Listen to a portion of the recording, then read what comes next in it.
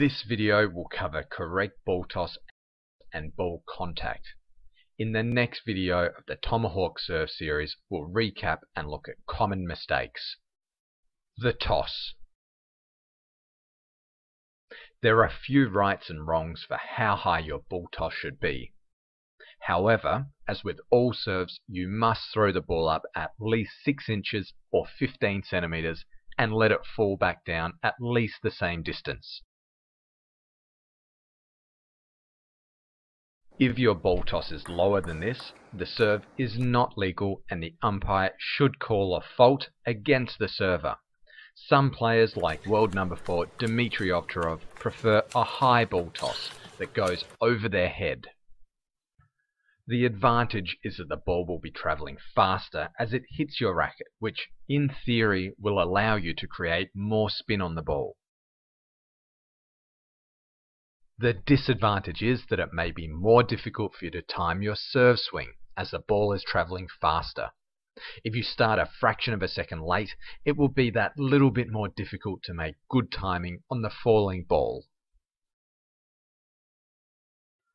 I find a ball toss that goes to about eye level is a good mix between making sure you're throwing the ball high enough and finding a comfortable level where you don't have to look upwards into the lights or tilt your head upwards.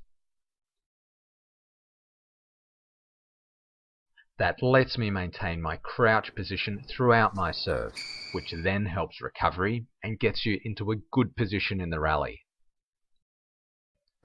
The rules state that the ball toss must be near vertical. That means you can't throw the ball back towards yourself at a near horizontal angle. That makes it easier to generate heavy spin on the serve and would give you an unfair advantage. I have found that there's usually some give and take on this rule, and that umpires will only fault you if you're blatantly throwing the ball straight backwards towards your racket. It can be challenging mentally if an umpire warns you or faults your serve in a match, so I'd suggest trying to think about this during service training and keep your ball toss vertical so you avoid the situation completely. Always keep your palm flat when throwing up the ball. The rules of the game state that you must remove your non-playing arm to the side as soon as the ball has left your hand. I'd recommend you dropping your ball toss arm down beside your body directly after you've thrown up the ball. This is so the opponent must be able to see the ball at all times.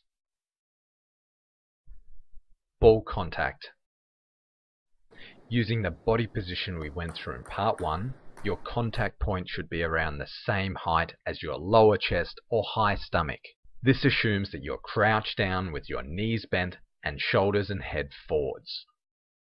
This height should be approximately the same height as the top of the net or a little bit higher. We'll dig deeper into this later in the series as we cover ball flight.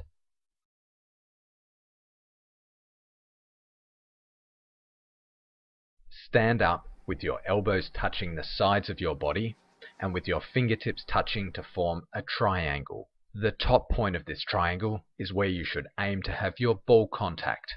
It will give you the best combination of control and body rotation and get your body, arm, forearm and wrist all working together to accelerate into the shot. Much of the rest of this series will focus on the different spins and how important deception will be for the quality of your tomahawk serve. You'll learn to use the subtleties of small changes to racket angle and ball contact position to make different spins look nearly identical and to trick your opponent. What's in common for all the serves is that you're aiming for a thin brush on the ball, where you're skimming the outside.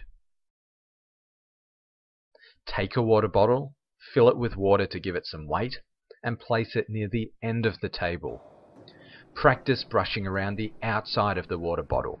Your goal is to get it to rotate, but stay in nearly the same position. You'll only be able to achieve this if you're only just brushing lightly around the outside.